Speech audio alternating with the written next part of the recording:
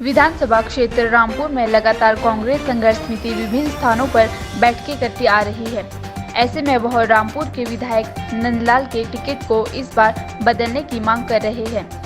समिति के अध्यक्ष आत्माराम केदारटा, प्रवक्ता महेंद्र सूद, पूज्य देव शर्मा व अन्य मौजूद कार्यकर्ताओं ने रामपुर में आयोजित पत्रकार वार्ता में बताया कि कांग्रेस पार्टी के विधायक ने बीते 15 साल के कार्यकाल में रामपुर क्षेत्र के लिए कोई ठोस कार्य नहीं किया है। वे रामपुर के आम जनमानस की आवाज को उठाने व उनका निदान करने में नाकामयाब साबित हुए हैं। ऐसे में पार्टी के प्रत्याशी को बदलना जरूरी हो गया है। कांग्रेस संघर्ष समिति रामपुर ने रामपुर विधानसभा क्षेत्र से नए कार्यकर्ताओं को प्रत्याशी बनाने की मांग की है। उन्होंने कहा कि रामपुर तहसील से यानी चुनाव क्षेत्र से प्रत्याशी को बदला जाए, क्योंकि इससे पूर्व जो 15 साल रहे हैं गांव में जा कर के हम जो ये देखते रहे, वो कहते हैं कि हमारा जो सदस्य है विधानसभा के, उनका अच्छा कार्य उन्होंने 15 साल में नहीं किया, इसलिए यहाँ बदलाव होना चाहिए।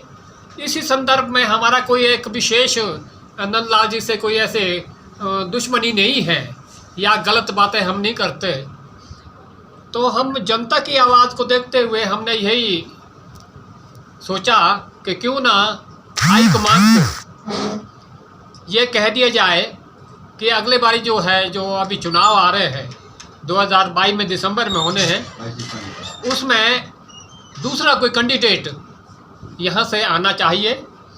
इस संदर्भ में हमने यहाँ से संघर्ष समिति की तरफ से 3 व्यक्तियों का, 3 प्रत्याशियों का नाम दिए हैं।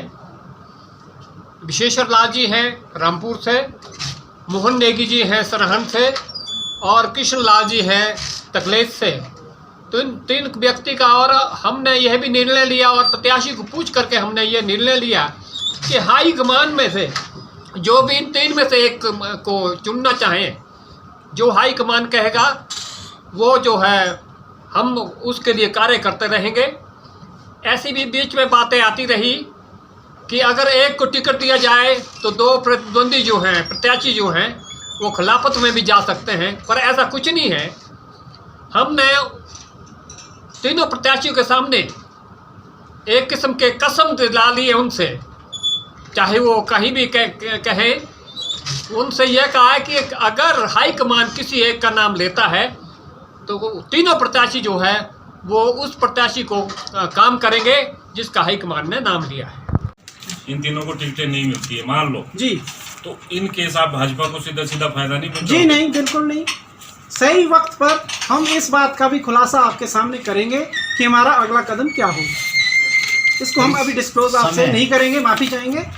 जो हमारे लिए परिस्थिति बनेगी हम उस हिसाब से काम करेंगे। संघर्ष समिति हमारी इंडिपेंडेंट भी लड़ लोगे? हाँ जी, इंडिपेंडेंट भी लड़ोगे? ये तो आप राजनीतिक प्रश्न पूछ रहे हैं, एक हिसाब से हम क्या करेंगे क्या नहीं करेंगे, हमारा तो क्वेश्चन है। हाँ जी, जवाब तो आपने देना है। जवाब हमारा यही है जी, जो हमारे संघर्ष समिति में लोग जुड़े हैं, जो सबका फैसला होगा वही होगा।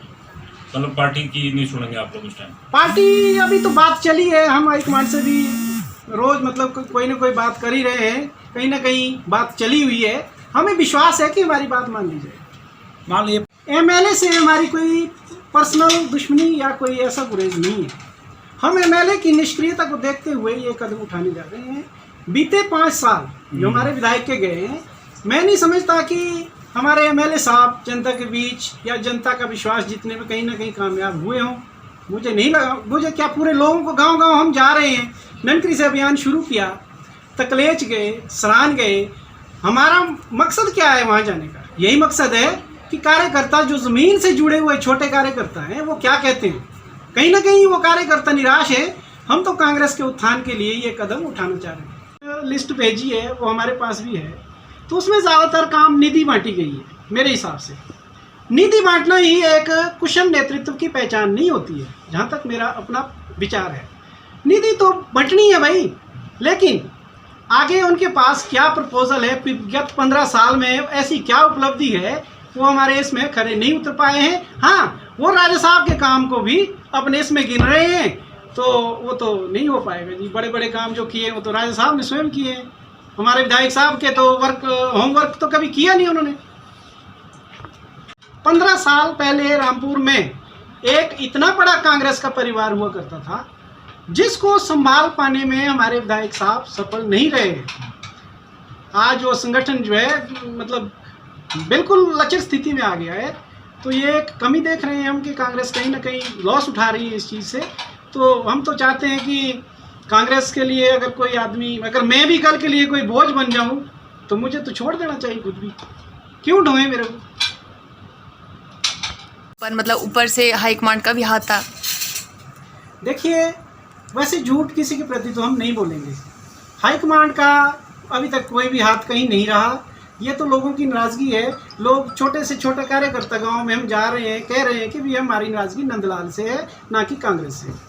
तो ये बात हमने जो ज़मीन पर कार्यकर्ता किस चाहिए यही हमने हाईकमांड के सामने रखनी है। अभी फ़िलहाल बात यहाँ पे खड़ी है।